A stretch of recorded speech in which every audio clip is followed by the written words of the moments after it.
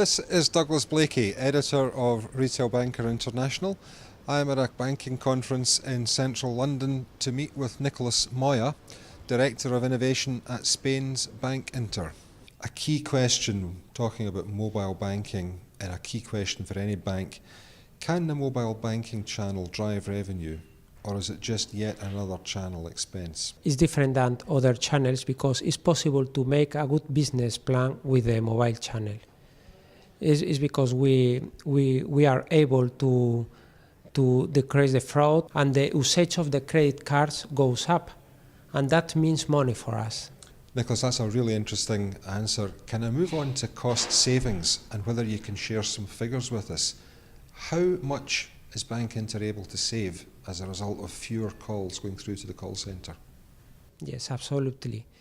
We detect a negative correlation between the telephone calls and access to the mobile website. Yes, there is a negative correlation, and we are able to know how much calls we are diverting from the telephone banking to the website, to the mobile website. 20% of the total budget of the telephone banking, in our case, is €2 million,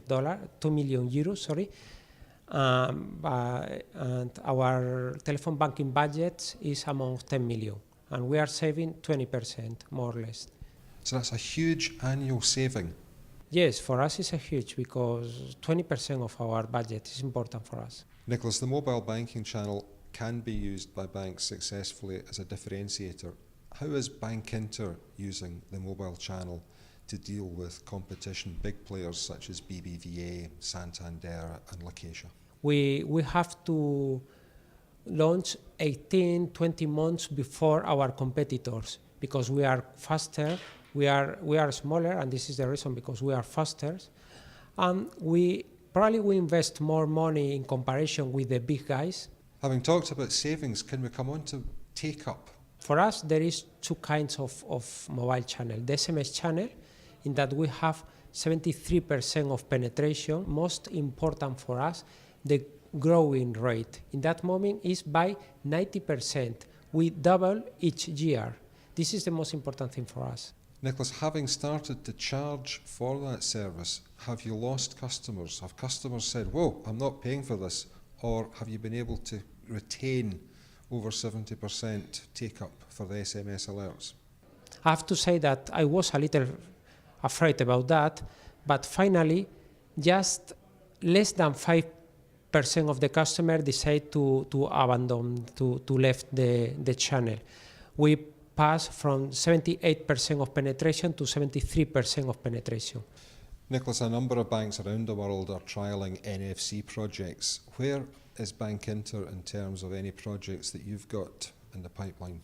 Yes, we have an NFC pilot in Madrid, and is working since 6-7 months ago. Is in a first stage, is working with friends and family, and is working in several shops in that is possible to pay in Madrid. And the next step, which is going to happen probably in the next few months, is going to be possible to pay in the public transportation in Madrid, because we have an agreement with the main authority. Lastly, Nicholas, if you were to be giving 3 key takeaways for banks that are perhaps nowhere near as developed in terms of BankInter's mobile banking channel, what would be the 3 key bits of advice that you would want to give? First of all, you need to start giving value to the customers, not trying to get value for the bank, and giving things for free. Yeah. Probably alerts, probably things that are easy and make feel safe to the customers. Yeah. Second one, probably think that a bank is not a technological company. We don't need to develop technology. We need to find what is our correct business plan for the technology, and take important to know what kind of things want the clients, and you need to design with the clients, together with the client. Nicholas, that really was great. Thank you very much indeed for taking the time to speak to me.